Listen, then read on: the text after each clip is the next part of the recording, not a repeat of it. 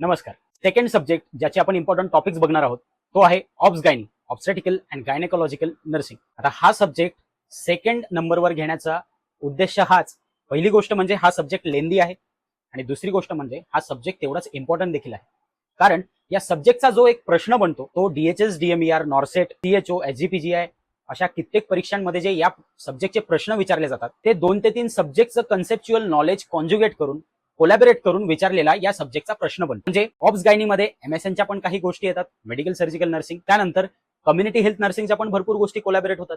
महत्वाची गोष्ट म्हणजे निओनॅटल डिसऑर्डर्स, निओनॅटल कंडिशन्स, सर्वात महत्वाचा सब्जेक्ट म्हणजेच नर्सिंग रिस्पॉन्सिबिलिटी आणि नर्सिंग इम्प्लिकेशन्स जे आपण फाउंडेशन ऑफ नर्सिंग मध्ये शिकलो, ह्या गोष्टी देखील या सब्जेक्टमध्ये इन्व्हॉल्व्ह होतात.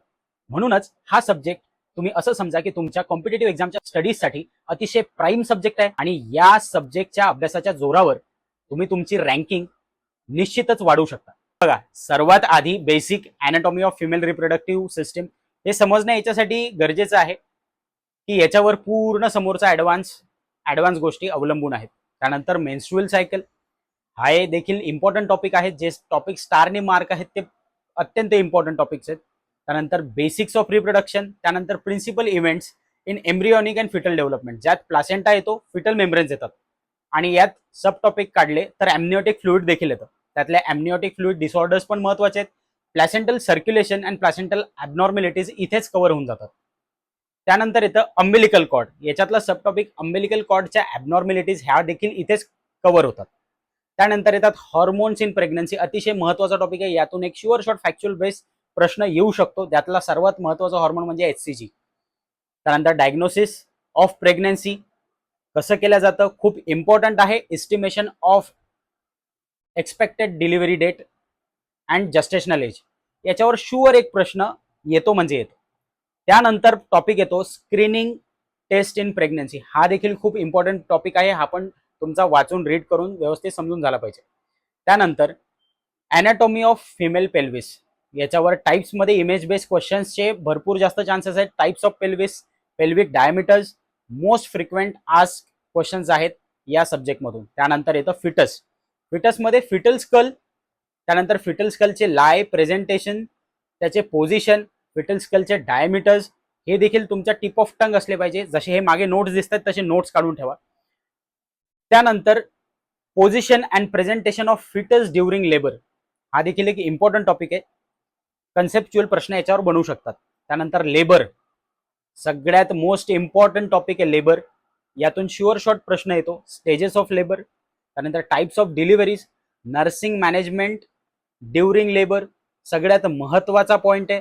हे तुम्हाला नर्सिंग प्रायोरिटीज आणि मॅनेजमेंट तोंडपाठ असले पाहिजे. त्यानंतर active management of labour, drugs used in labour और डिलिव्हरी प्रोसेस, त्यानंतर difference between true and false labour, यात नॉन स्ट्रेस टेस्ट आणि कॉन्ट्रॅक्शन स्ट्रेस टेस्ट हे देखील इम्पॉर्टंट आहे.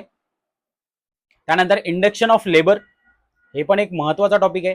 आणि त्यानंतर सुरू होतोय तो पोस्टपार्टम नर्सिंग केअर, हा परपेरियम नर्सिंग इंटरव्हेन्शन्स जे लागतात फर्स्ट 6 वीक्समध्ये. त्यानंतर त्यात काय नेसेसरी हेल्थ एज्युकेशन लागतं ते पण महत्वाचं आहे. नंतरचा टॉपिक चालू होतो तो कॉन्ट्रासेप्शन, यात शुअर एखादा प्रश्न 100% आहे. टाइप्स ऑफ कॉन्ट्रासेप्टिव्स, त्यानंतर त्यात MTP आणि नंतरचा महत्वाचा टॉपिक म्हणजेच ॲबॉर्शन, त्यातले टाइप्स आणि त्याचे नंतरचा टॉपिक येतो तो म्हणजे प्रेग्नन्सी ॲबनॉर्मॅलिटीज अँड डिसऑर्डर्स. आता यात कुठल्या कुठल्या आहेत कंडिशन्स, त्यातला intrauterine fetal death, anaemia in pregnancy, त्यानंतर HCG, GTD, antepartum haemorrhage, multiple pregnancies, HIV and pregnancy, याच्यावर 100% प्रश्न येऊ शकतो. जस्टेशनल डायबिटीज मलायटस, त्यानंतर RH इनकम्पॅटिबिलिटी, हे याच्यावर प्रश्न येऊ शकतो. त्यानंतर HTN in pregnancy, pre eclampsia, eclampsia, PPH, त्यानंतर preterm and postterm labour, birth canal injuries, obstructed labour, त्यानंतर प्रीमॅच्युअर रप्चर ऑफ मेम्ब्रेन, हा पण एक महत्वाचा टॉपिक आहे. असे बरेच डिसऑर्डर्स आहेत जे तुमचे कव्हर झालेच पाहिजे. त्यानंतर येतं गायनॅक. आता कॉमन गायनॅक डिसऑर्डर्स जे आहेत जसं की pelvic inflammatory disease, syphilis, gonorrhoea, त्यानंतर GTPL स्कोरिंग, याच्यावर शुअर शॉर्ट एक प्रश्न येतो. Cervical cancer screening, recent update on cervical cancer, with respect to vaccination, हा एक प्रश्न मोस्ट फ्रिक्वेंट आज क्वेश्चन आहे. त्यानंतर लॅक्टेशन अँड फिडिंग, ज्यात breast development and related breast disorders, हे पण महत्वाचा टॉपिक आहे. हॉर्मोन्स रेग्युलेटिंग लॅक्टेशन और रिस्पॉन्सिबल फॉर लॅक्टेशन, ह्या गोष्टी, एवढे तुमचे नेसेसरी टॉपिक्स आहेत जे OBGY मध्ये कव्हर झालेच पाहिजे.